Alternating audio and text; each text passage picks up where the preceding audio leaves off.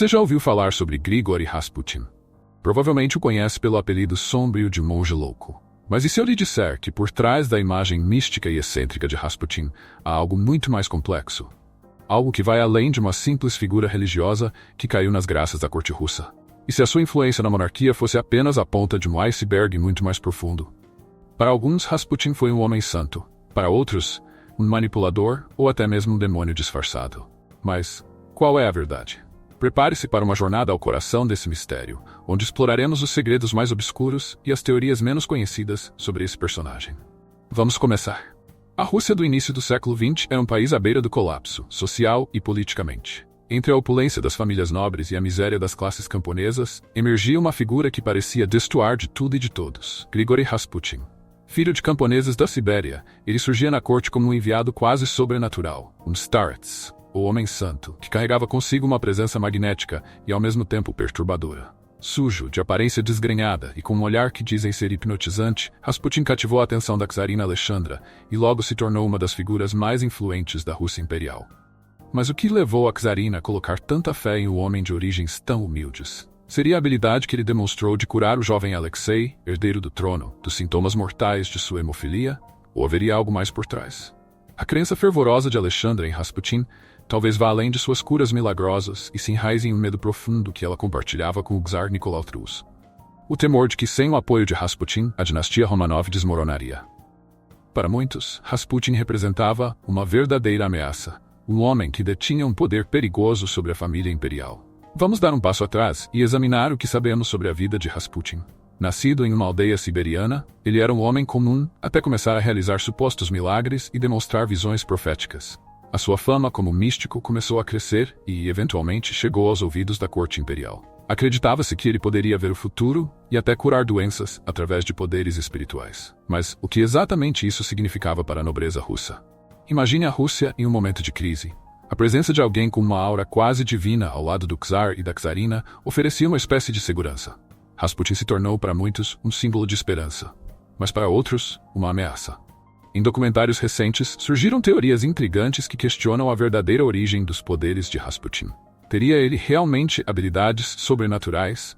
Ou seria ele um manipulador que usava técnicas de hipnose para controlar e persuadir? Existem até teorias psicológicas que sugerem que Rasputin poderia ter usado um tipo de sugestão subconsciente para curar o jovem Alexei, cuja hemofilia era uma condição de altíssimo risco. Durante uma das crises de saúde de Alexei, Rasputin teria sido chamado às pressas para a corte, e misteriosamente o jovem começou a melhorar após suas orações. Coincidência?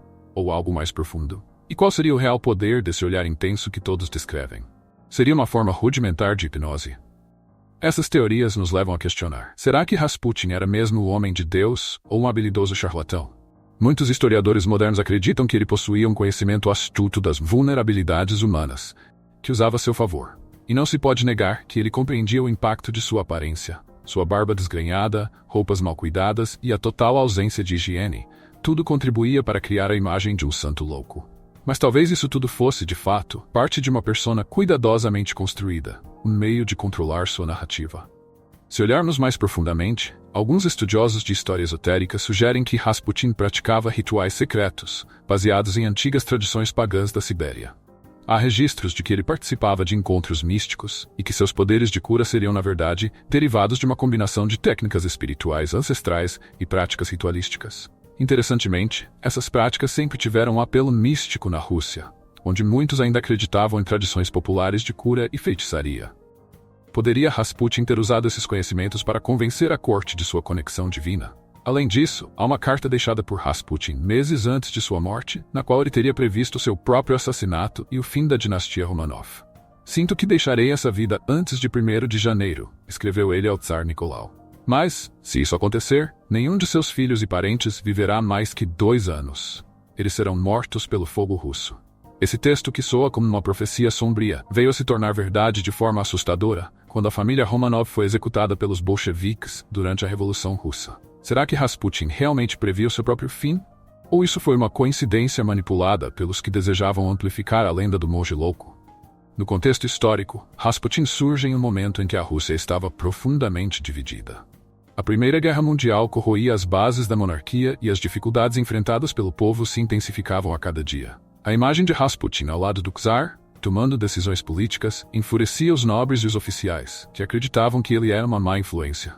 Na realidade, a relação de Rasputin com a czarina Alexandra era vista por muitos como um símbolo da decadência da corte russa. É fascinante considerar que Rasputin se tornava, aos olhos do povo e da nobreza, uma personificação do problema, o homem do povo que entrava na corte como um salvador e acabava sendo interpretado como um traidor. Para alguns pesquisadores, a trajetória de Rasputin sugere que ele manipulava habilmente a psicologia daqueles ao seu redor, oferecendo a promessa de milagres em tempos de desespero. E de fato, a Rússia, no início do século XX, era um terreno fértil para místicos e curandeiros. Movimentos espirituais e ocultistas estavam em alta, e muitos buscavam respostas nos lugares mais improváveis. Rasputin se beneficiou dessas circunstâncias ao apresentar-se como a ponte entre o divino e o mundano. Em 1916, um grupo de nobres decidiu que a influência de Rasputin sobre a família imperial precisava ser interrompida. Entre os conspiradores estava o príncipe Félix Yusupov, que teria convidado Rasputin para uma reunião secreta em seu palácio, onde planejava matá-lo. A história diz que Yusupov ofereceu bolos e vinho envenenados ao monge. Inacreditavelmente, Rasputin comeu e bebeu sem efeitos visíveis. Desesperado, Yusupov atirou em Rasputin várias vezes, mas, ao que parece, ele ainda se levantou e tentou escapar. Finalmente, Rasputin foi capturado e jogado no gelado rio Neva. Disse que, quando seu corpo foi encontrado, havia água em seus pulmões, sugerindo que ele ainda estava vivo quando foi jogado no rio. Esse detalhe se tornou um dos aspectos mais macabros da lenda de Rasputin. Um homem que, mesmo após ser envenenado e baleado, continuava a lutar pela vida. Curiosamente, o fascínio por Rasputin continua a crescer com o tempo, e documentários recentes têm aprofundado o estudo sobre o impacto e os métodos enigmáticos deste personagem. Em uma análise apresentada no documentário Rasputin, o místico ou manipulador, especialistas exploram uma teoria intrigante. O efeito de Rasputin sobre a saúde de Alexei, o jovem herdeiro da Rússia, poderia ser explicado não por cura espiritual, mas por uma combinação de fatores psicológicos e médicos. Segundo alguns estudiosos, a presença de Rasputin pode ter induzido um estado de relaxamento em Alexei, algo conhecido como resposta placebo, que ajudava a reduzir o estresse e, consequentemente, a gravidade de sua hemorragia. E se Rasputin realmente tivesse o domínio de uma medicina psicológica que só começaria a ser entendida no século XX? Outro documentário, A Última Profecia de Rasputin, explora uma descoberta intrigante. Em uma recente restauração de documentos perdidos do arquivo Romanov, encontrou-se uma carta onde Rasputin alerta a czarina Alexandra sobre uma tempestade de fogo que engoliria a Rússia. Esse texto foi escrito em 1916, poucos meses antes de sua morte, e profetizava não só a sua morte iminente, mas também a queda dos Romanov. Essa premonição levanta a pergunta: teria ele mesmo previsto a revolução, ou estava apenas antecipando o destino trágico da monarquia? E se a intuição de Rasputin fosse, na verdade, uma visão real das forças políticas que se aglomeravam e do impacto devastador que ele próprio exercia sobre a realeza russa?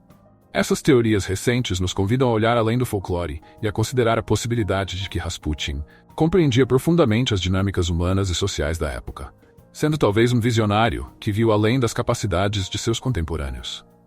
Para compreender melhor o impacto de Rasputin na Rússia imperial, é importante mergulhar no contexto histórico e arqueológico da Rússia pré-revolucionária. Nas últimas décadas, estudos arqueológicos sobre a sociedade russa do início do século XX revelaram uma população dilacerada pela fome e pela pobreza, enquanto a aristocracia desfrutava de um estilo de vida extravagante e, para muitos, obsceno. Esse contraste entre riqueza e miséria foi a base que permitiu que figuras como Rasputin emergissem, pois o povo, sem muita esperança, projetava figuras quase místicas em busca de salvação.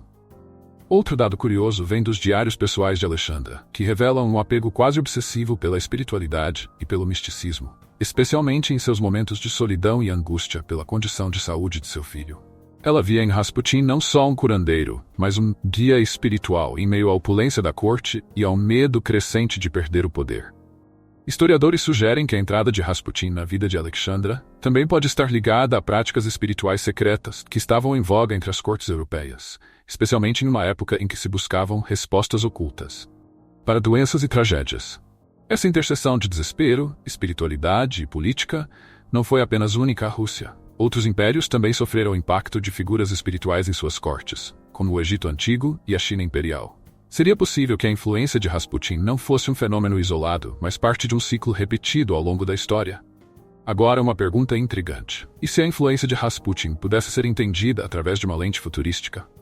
Imagine se no futuro, avanços em inteligência artificial e neurociência permitissem recriar, de maneira digital, a mente de figuras como Rasputin para simular e estudar o impacto psicológico que esses indivíduos tiveram em sociedades antigas. Seria possível, por exemplo, recriar o efeito hipnótico do olhar de Rasputin, que tanto fascina até hoje? A ciência futurística nos daria a chance de desvendar os segredos de uma figura enigmática como Rasputin. Ademais, há um campo de estudo que explora a ideia de que líderes carismáticos do passado, como Rasputin, poderiam ter padrões psicológicos que lembram os de tecnologias avançadas de influência social, algo similar a um protocolo de carisma. Imagine se pudéssemos aplicar esses conceitos em cidades futurísticas, onde a arquitetura, a organização social e as estruturas de poder seriam construídas para maximizar o bem-estar psicológico e espiritual da população. Assim, Rasputin, com sua habilidade de magnetizar uma sociedade inteira, poderia ser visto como um protótipo primitivo de influência social otimizada, que só entenderíamos completamente com o progresso da ciência. Se olharmos ao redor do mundo, descobrimos que a figura de Rasputin tem paralelos curiosos em diversas culturas. Por exemplo, no Japão antigo, o conceito de um monge louco ou sábio errante é representado por figuras como o monge Ikkyu, conhecido por seus comportamentos excêntricos e provocadores. Assim como Rasputin, Ikkyu desafiava o sistema e atraía seguidores fascinados por sua abordagem pouco ortodoxa. Já na Índia, há relatos de ascetas místicos que, como Rasputin, atraíam multidões devido a um carisma inexplicável e um suposto poder de cura. Seria a figura do homem santo com poderes além da compreensão humana, um arquétipo que aparece repetidamente em várias culturas? Na África Ocidental, existe a lenda dos feiticeiros marabuts, que eram vistos como guias espirituais capazes de manipular eventos futuros e aconselhar reis e líderes. As semelhanças entre essas figuras e Rasputin não são coincidências. Para muitos antropólogos, a presença desse tipo de personagem em culturas ao redor do mundo sugere que a humanidade, em períodos de crise, busca sempre por um salvador místico, alguém que parece possuir respostas escondidas ou a habilidade de mudar o destino. Essas conexões nos fazem pensar: será que Rasputin era realmente único, ou ele fazia parte de uma tradição de curandeiros e profetas que existem em todas as culturas, sempre prontos para surgir nos momentos mais conturbados da história? Rasputin continua a fascinar o público e é constantemente revisitado em filmes, séries, jogos e até quadrinhos. Um exemplo interessante é o jogo de videogame Assassin's Creed Chronicles Russia, onde a figura de Rasputin aparece como parte de uma narrativa cheia de intriga, espionagem e mistério. Na trama, ele é retratado como um manipulador que exerce controle político, e seu carisma e mistério o tornam uma peça central para a complexidade do enredo. Essa representação em jogos modernos mostra o quanto a figura de Rasputin ainda influencia o imaginário coletivo, especialmente como símbolo de manipulação e mistério. Outro exemplo é o filme de animação Anastasia, de 97, onde Rasputin aparece como um vilão sobrenatural, utilizando poderes das trevas para perseguir a jovem princesa Romanov. Embora altamente fictício, esse filme solidificou a imagem de Rasputin como um personagem malicioso e quase imortal. E essa visão persiste até hoje no imaginário popular. Em obras modernas como essas, Rasputin é retratado não apenas como uma figura histórica, mas como um arquétipo de mistério e misticismo, que ressoa com o fascínio humano pelo sobrenatural e o desconhecido. Esses exemplos mostram que a lenda de Rasputin é como um fantasma cultural que continua a assombrar e a fascinar. A figura dele se tornou uma espécie de espelho, no qual vemos refletido o nosso próprio desejo de compreender o inexplicável, de tocar o intangível. Talvez você esteja se perguntando: e se tudo isso não passar de exagero? Será que Rasputin realmente teve toda essa influência? Ou estamos lidando com uma construção mítica? É uma questão válida, especialmente se considerarmos que as histórias sobre ele são muitas vezes contraditórias. A resposta pode estar no próprio contexto da época, em uma Rússia desesperada por salvação, onde as figuras místicas eram elevadas a um status quase sobrenatural. E mesmo que Rasputin não tivesse poderes reais, sua imagem como um profeta e curandeiro foi sem dúvida muito poderosa. O que importa ao final é o impacto que ele causou na vida das pessoas, na corte russa e na história. Outro ponto interessante que alguns podem levantar é sobre as lendas exageradas de sua morte. Acredita-se que alguns detalhes tenham sido adicionados posteriormente para aumentar o mito de Rasputin como um homem impossível de matar. E aqui vale lembrar que em tempos de incerteza, o mito às vezes se torna tão importante quanto a realidade, criando figuras que transcendem a própria existência e se tornam lendas imortais. Mas então, qual é a verdade sobre Rasputin? Ele era um homem santo, um curandeiro milagroso ou um manipulador astuto? Seria ele apenas um homem comum que soube se aproveitar das circunstâncias ou realmente o enviado do divino? O mistério sobre sua vida e morte persiste até hoje, alimentando teorias, documentários e debates. Agora eu quero saber, o que você acha? Rasputin foi um charlatão ou um místico legítimo? Comente aqui embaixo e compartilhe sua teoria favorita. E se você gosta de mergulhar nesses mistérios, não se esqueça de se inscrever e ativar as notificações para não perder o próximo vídeo. Nos vemos em breve para mais um mergulho nos enigmas da história.